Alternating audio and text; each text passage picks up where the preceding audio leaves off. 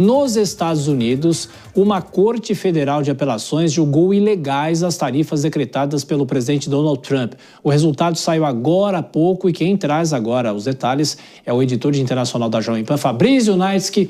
O que isso significa, afinal, para as taxações? As taxações caem, não caem? Bem-vindo, boa noite. Boa noite, Thiago. Boa noite a todos que acompanham o Jornal Jovem Pan. Por enquanto, fica tudo igual, porque a Corte de Apelações deu até 14 de outubro para a Casa Branca se manifestar contra essa decisão que foi votada com 7 votos favoráveis e 4 votos contrários. E aí a Casa Branca tem até o dia 14 de outubro para levar esse caso para a Suprema Corte dos Estados Unidos. E aí sim a gente pode ter algum tipo de modificação efetiva em relação às tarifas.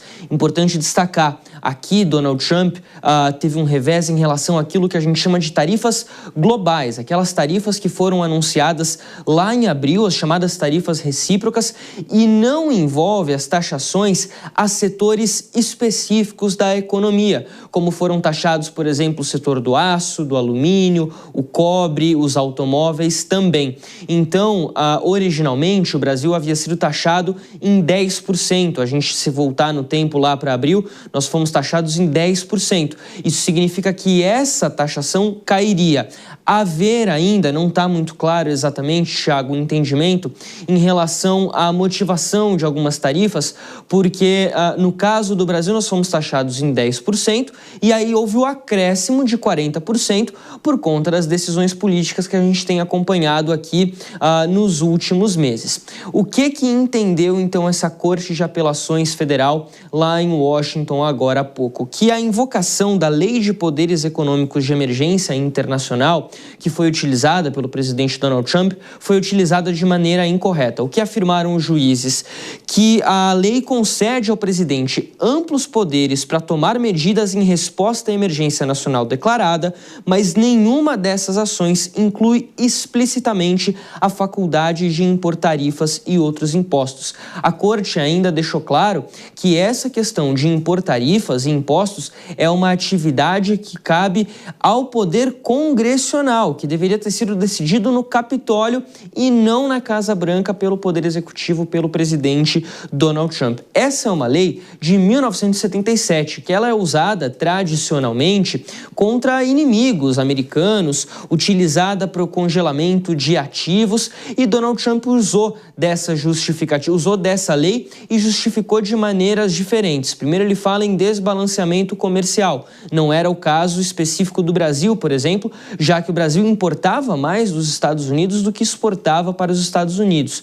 Mas ele também falou sobre a questão do fluxo de drogas que iam para os Estados Unidos, e ele menciona China, México e Canadá, no caso de México e Canadá, 2 países fronteiriços, e menciona também a queda da atividade industrial norte-americana. Ou seja, segundo a Corte, Trump fugiu do escopo da lei e utilizou de outros argumentos para justificar a aplicação dessa lei de emergência lá nos Estados Unidos. Em maio, o Tribunal Internacional Comercial dos Estados Unidos também já havia se manifestado contra essa decisão, e isso agora levanta algumas dúvidas. Por exemplo, o que vai acontecer com as tarifas? Essa é a primeira pergunta. O que vai acontecer a gente só vai poder descobrir a partir de 14 de outubro, quando encerra o prazo para a Casa Branca apelar a essa decisão. Em segundo lugar, o que acontece com os acordos comerciais que foram fechados pelos Estados Unidos nessas últimas semanas, nos últimos meses. Acordos, por exemplo, com a União Europeia, com países asiáticos, o Japão, a Coreia do Sul. Será que, caso essas tarifas caiam, os acordos também acabam caindo? E as promessas que foram feitas de investimentos em setores da economia americana? Bom, essa é uma grande questão para a gente descobrir futuramente. Agora há pouco, o presidente Donald Trump se manifestou pelas redes sociais, disse o seguinte, que essa é uma decisão incorreta, altamente politizada e que os Estados Unidos vencerão no final. Disse também que sem tarifas o país entrará em uma catástrofe total e ficará destruído. Fabrício, eu vou pedir para você continuar aqui com a gente, porque nós temos um convidado, o professor Manuel Furriela, de Relações Internacionais, de Direito Internacional. A gente vai aqui até o nosso telão, o Fabrício continua aqui com a gente para conversar com o professor. Tudo bem, professor? Boa noite, bem-vindo, muito obrigado mais uma vez por nos atender. Boa noite. Bom, professor, são muitas perguntas, né? O Fabrício elencou algumas questões aqui. O presidente Donald Trump já está dizendo que não vai atender qualquer determinação, mas se a Suprema Corte se posicionar lá na frente em relação ao direito, ele precisa acatar essa determinação, obviamente, né? O que pode acontecer, professor? Bom, primeiro, ele tem que seguir as ordens judiciais, ele vai ter que atender, acatar as determinações. Neste caso em específico, como a ordem ela não teve aplicação imediata, somente em 14 de outubro, foi dado esse prazo até 14 de outubro, então ela não há uma aplicação imediata, aí dá tempo para que ele se organize e recorra à Suprema Corte, que é o tribunal que tem capacidade, poder para eventualmente modificar essa decisão.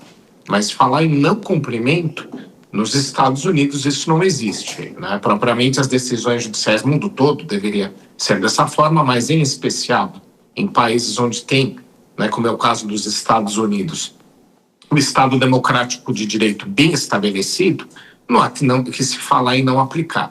Mas a gente sabe que Donald Trump é um grande orador, ele tem todo um discurso, né, é realmente muito arraigado aos pontos de vista dele, às questões, aos projetos que ele leva adiante. Então aí, realmente, eu acho que o que ele diz, neste caso, é muito mais retórico do que propriamente intenção. Então não há o que se falar. Os órgãos, os poderes, eles têm que cumprir as decisões. Agora, o que a gente tem aí, também é deixar claro, que é uma das disputas judiciais aplicáveis a essa questão das tarifas. Esta, em específico, discute especificamente a questão dele aplicar uma lei de emergência nacional de 1977, que prevê o que dá poderes ao presidente da República para enfrentar crises ou enfrentar desafios, até mesmo especificamente a somente alguns países, alguns estados. E aqui nós temos dois problemas.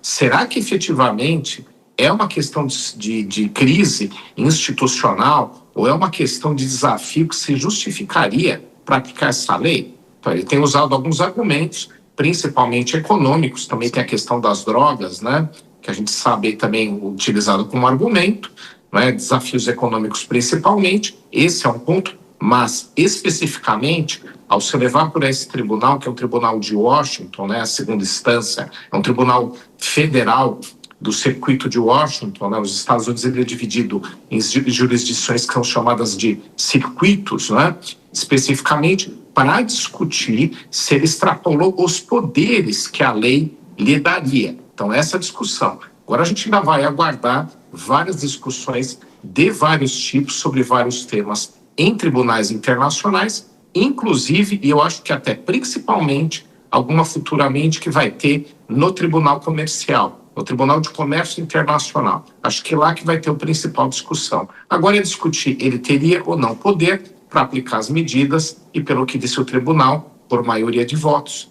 na maior parte dos casos, não. Fabrício Naitsky.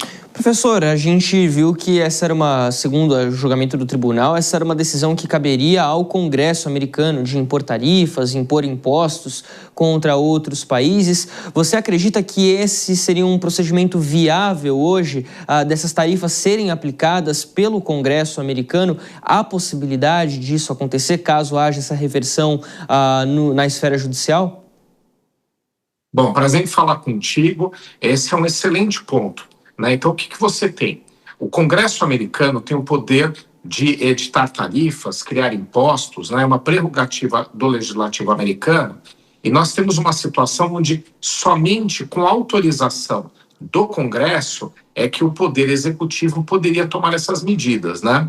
No passado, nós tínhamos, durante a gestão Clinton, o Fast Track, que era uma autorização específica do Congresso para que o Poder Executivo negociasse acordos de comércio internacional, que envolvia propriamente a questão de tarifas. É uma prerrogativa do Legislativo. Então, ali houve uma autorização. Então, você tem duas formas onde você pode ter esse tipo de medida vindo do Congresso. Eu digo, esse tarifaço, já que o Executivo não tinha poder, não tem poder, pelo menos é o que está se discutindo, então que o Legislativo fizesse. Esse é o teu ponto, aliás, muito interessante. Então, existem duas formas. Ou o Congresso autoriza o Executivo a fazer, outorga esse poder, né? A legislação americana é específica nesse sentido. Dei agora um exemplo, que é a questão do fast track, que foi por autorização. E tem a outra, que é o governo americano, o poder executivo, ou por iniciativa de algum parlamentar da base de apoio do Trump, que é muito grande, ele tem maioria nas duas casas do legislativo americano, que fizesse essa proposta e o Congresso aprovasse, né? Mas aí você tem uma série de problemas. Primeiro, a dificuldade de aprovação, há um lobby muito forte, né, sobre esse tema, vários setores americanos sendo afetados por conta das tarifas, lobby interno, tem um lobby internacional, que fica muito mais difuso, mais diluído no Congresso. Então, é um desafio aprovar esse tipo de medida, mesmo tendo maioria, né? E outro ponto também que é importante é que o executivo ele tem agilidade na negociação.